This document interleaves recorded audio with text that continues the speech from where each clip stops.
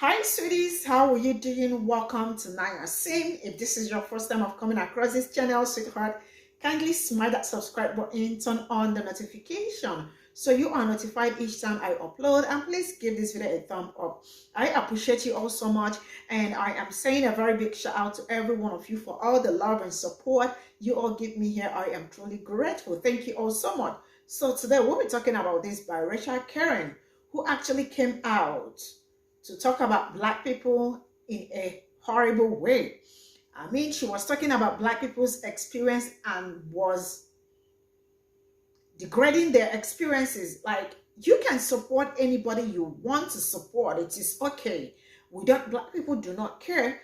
But when you make their experiences, when you make their experiences invalid, that is where I have a problem with you. You can join the oppressors to attack Black people. You can ignore your Black side. Black people don't care. But when you make them feel like all they have been going through and all they are still going through is not happening, that is where I absolutely have a problem with you. And a lot of people actually came out to cancel her because she deserves whatever she is getting at this point in time. You don't come out to mess around with people and think you're gonna go scot-free. No, they didn't let her go scot-free. And the fact that she forgot what happened in Tulsa, Red Summer, I mean, the Black people that are no more, that died because of one problem, police brutality and the rest of it. You know what? Stay good to the screen. I'm just gonna roll this clip. We'll come back to talk about it. Let me know what you all think in the comment section. And straight up, I am rolling the clip. Whiteness is a cult, and they will always come to the defense of their cult members. Right. White people are the ones who are wearing t-shirts about how proud they are about their race. White people are the ones rallying in the streets about their race. White people are the ones race-swapping characters even though it's completely historically inaccurate. White people are the ones getting their own categories on Uber Eats, Hulu, and Netflix. And of course it was in the name of white people that we got over $2 billion in damages here in the United States due to the riots that happened in 2020. Not to mention the 20 plus people who died in the mostly peaceful protests. All that, and when you're a white person who tries to talk about it and call them out and say that they're engaged in groupthink and suppressing skepticism, they tell you you're not a white person anymore. That lady's right.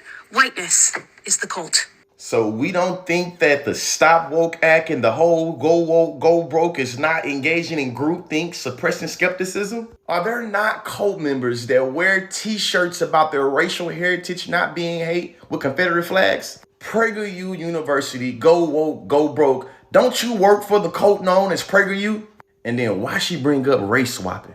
Gods of Egypt. This movie came out in 2016, and I don't remember hearing no conservative chaos about there being race swapping. And what she say about Uber Eats and Black business owners? The racial gap of business ownership explained in 4 charts. Education is elevation. Don't take my word for it. You can read the article. Perhaps this is why Donald Trump tried to give the Platinum Plus plan to give, $500 billion to Black people? Facts over feelings. 93% of those peaceful protests that you call riots did not equate to no violence. But of course, the PragerU cult got you on the payroll. So, you got to make these type of claims. And what she say about particular people taking the streets? And January 6th don't exist. And she's actually responding in defense of the cult of white kinship. You see what I'm saying? But listen, they act more outraged over Target and CVS than $2.73 million damage at the nation's capital? Come on now. First, it was in the name of white people that we got over $2 billion in damages here in the United States due to the riots. Well, hello there. I just love you, girl. You tell it like it is. I just love seeing a biracial suppress their Negro half and stand up for their whiteness and say to everyone, I don't care about what white people do to oppress Black people, but I draw the line at y'all talking about it. I'm glad you're doing this. I'm glad someone is finally taking up for white people. They need a woman to stand up and be their hero with the big M on their chest, stands for mulatto, and defend the honor of white people. And don't let these Blacks talk about your mammy people, girl. You could barely get your hand to do that fist. Hamala, is this you? What in the name of Django Unchained 2 needing someone to play Steven's daughter is this? Anyway, let's get it. Right. White people are the ones who are wearing t-shirts about how proud they are about their race. Amala, just say your anti-blackness has never led you to listen to James Brown or know why he was singing "I'm Black and I'm Proud." See, he was issuing a challenge within the black community to combat the denigration of blackness that existed within the black community because of, for most of American history, blackness had been denigrated, and that denigration had been internalized within our community. And James Brown was challenging us to not see ourselves that way. And it doesn't mean that we are saying we're better than, we're saying we are enough. White people are the ones rallying in the streets about their race. This is the closest I came in this video to saying, what, Bella? What? Excuse me. Bella's my dog. She's female. Now, where was I? Oh, yes. We wasn't rallying in the street because of our race. We were rallying in the street to protest the killing of us because of our race. The killing of people like Dante Wright, 20 years old, who was killed when an officer said she mistakenly pulled her service revolver instead of her taser over a traffic stop. Or Andrew Hall, 47, who was shot coming out of a garage at a place he had every right to be, holding a cell phone in his hand. 33-year-old Manuel Ellis, who was walking home from a convenience store when the police found the need to unalive him. Rashad Brooks, who knew falling asleep in your car at a Wendy's drive-thru could lead to unaliving by the police. Or 41-year-old Daniel Prude, who was having a mental episode butt naked in the middle of the street.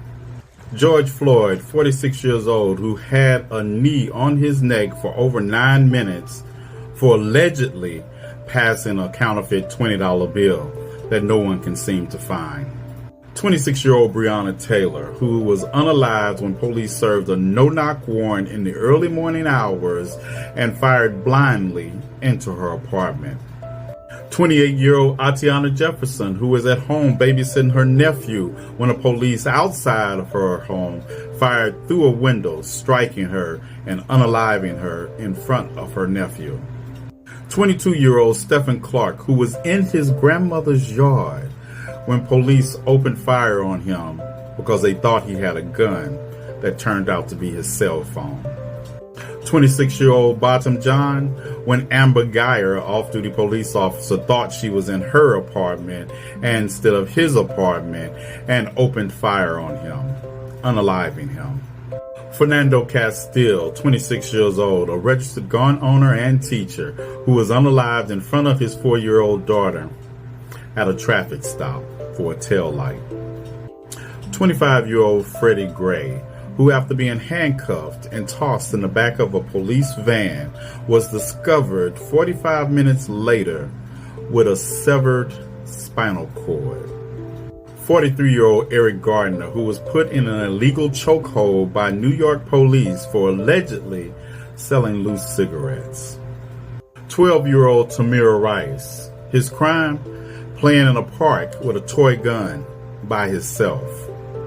18-year-old Michael Brown, because he fit the description. 23-year-old Elijah McClain, whose death I can't even think about without tears coming to my eyes, because he was minding his business, walking home from a store, and according to police body cam, his last words were, "I can't breathe.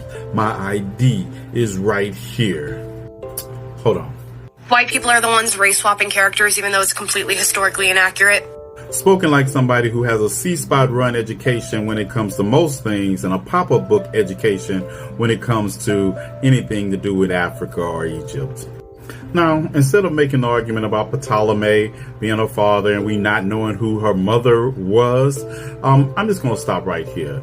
But it is worth noting that the skin color distinctions we have today didn't exist in ancient Egypt. So there's that. But I guarantee you Cleopatra didn't look like this.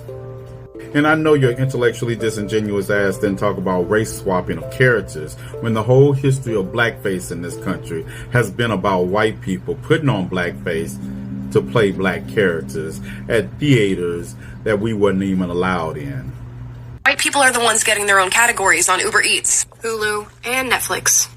Now you mentioned Uber Eats, black-owned businesses. Yeah, food. That's what they're talking about. I don't need to say more about that. And as far as Netflix and Hulu goes, those are about stories. If you look up there, it says Black Stories. And those are stories written by Black people for Black people. That doesn't mean anybody else can't watch, but it's specifically talking to us to let us know that our stories are being told in those spaces.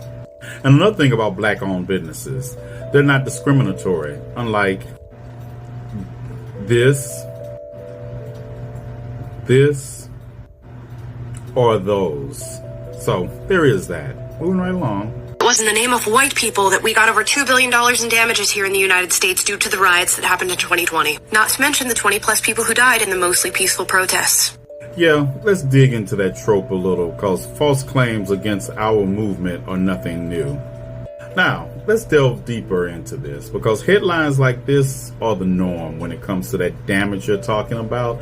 Like Memphis police link suspect to white supremacists that started a lot of the fires in Memphis around that time.